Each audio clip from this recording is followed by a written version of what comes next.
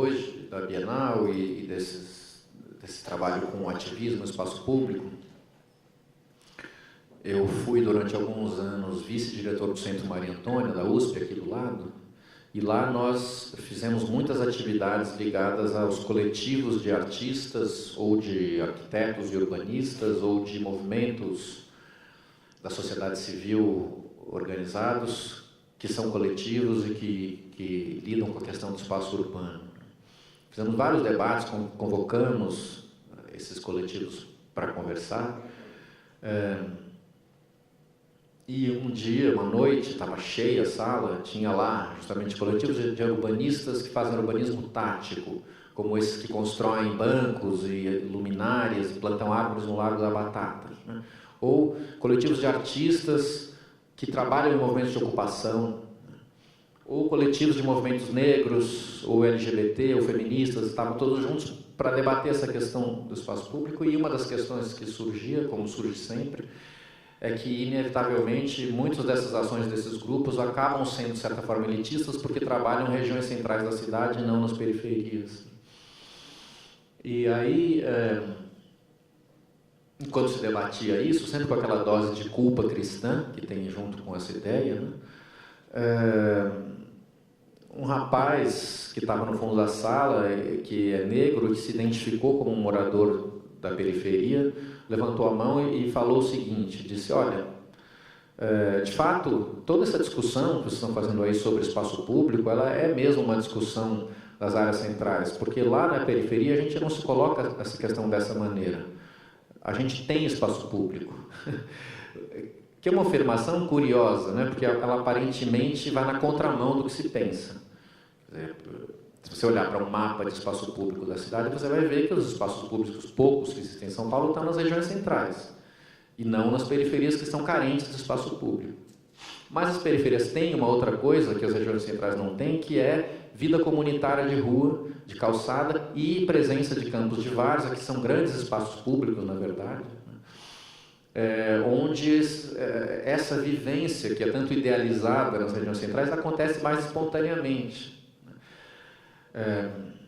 Então, esse foi um ponto de vista interessante que esse rapaz colocou naquele dia, que desloca um pouco esse tipo de discussão, né? Quem já escreveu muito sobre isso é o Milton Santos, por exemplo, né? Que fala do espaço lento, né?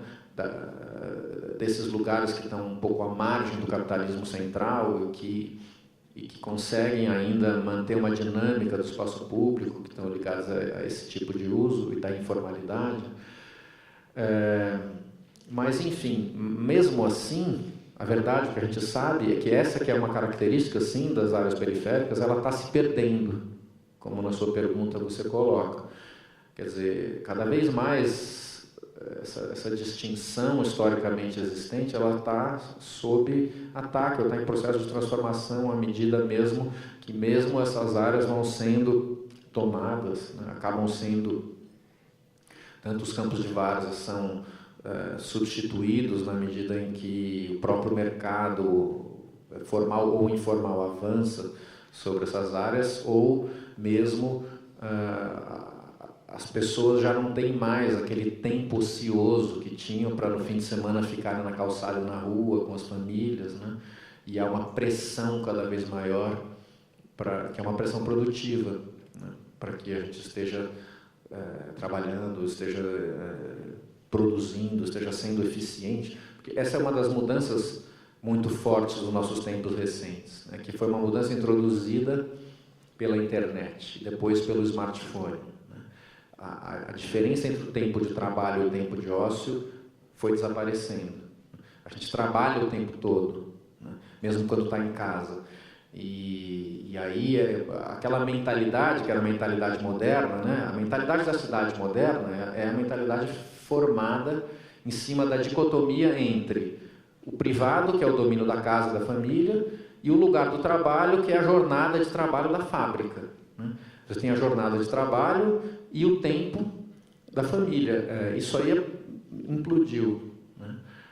E agora, cada vez mais, o tempo e o lugar de trabalho e o tempo e o lugar de família do ócio são o mesmo, e é uma zona de indistinção, e é um inferno o quanto a gente é atacado pelo WhatsApp o tempo todo, por exemplo, né? Porque no e-mail, pelo menos, ainda você conseguia ter um tempo para responder, né? Agora, se você recebe mensagem do WhatsApp, você tem que responder na mesma hora, senão já vem uma avalanche de outras e você vai se perder aquilo para sempre.